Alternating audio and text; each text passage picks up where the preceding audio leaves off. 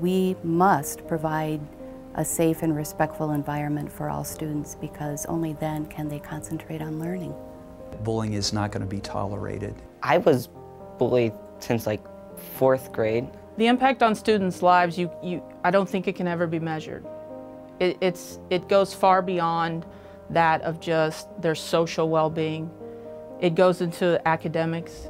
It covers every bit of who they are. I think it's not right to get bullied, so people should stop.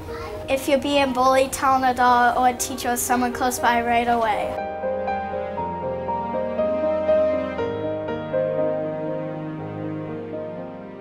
Bullying, as most people know these days, has become a catch-all term for all kinds of behavior. And unfortunately, when it's truly bullying, there can be horrendous consequences, such as hate crimes involved. And so we're very concerned in the school district to make sure that we are providing a safe environment for all students. We have policies so that we can determine whether a reported bullying incident truly is bullying or is it something else.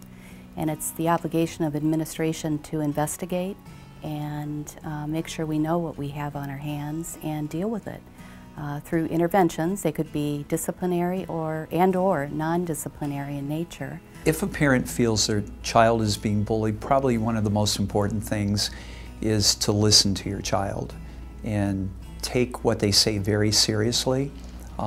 It's easy for parents of a student who's bullied or the parents of a student who is doing the bullying to make excuses for it or to minimize it. It's easy to say boys will be boys or girls will be girls, or it's part of growing up.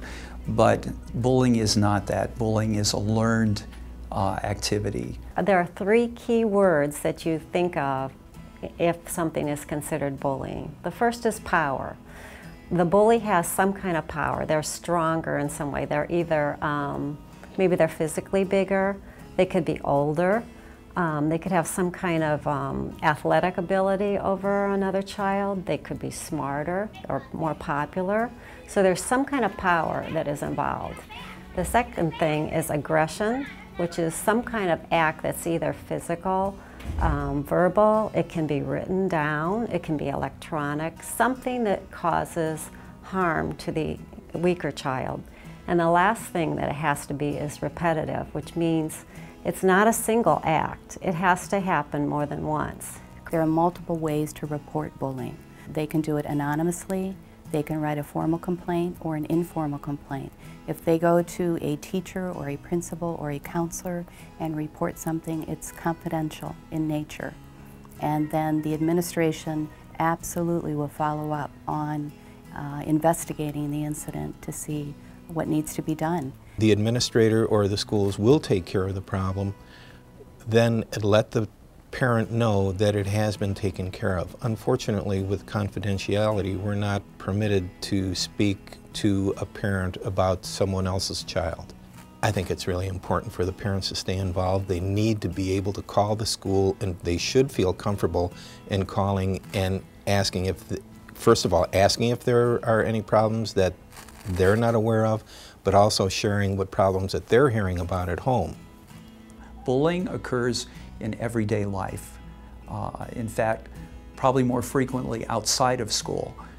But when it does occur, we're not going to tolerate it within the school. In our middle schools, we have a couple different programs. I know one of our middle schools has the Rachel's Challenge program.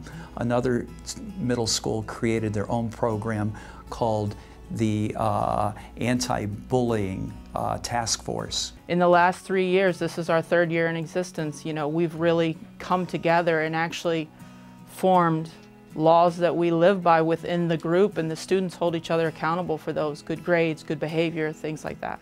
No matter how great a building is and no matter how great the staff is at being in the hallways, standing at the doors, monitoring the cafeteria, we cannot be everywhere. And students, especially at the middle school level, are very, very good at disguising what they're doing. And students are the best help at telling us what's going on. They listen. They're great at eavesdropping.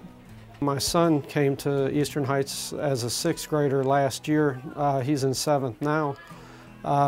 Coming in from elementary school, his #1, honestly, concern coming to middle school was not finding his classes or even being in his classes. He was worried about becoming a victim of a bully. So he knew the task force was here already. He'd heard about it, I guess, from elementary school.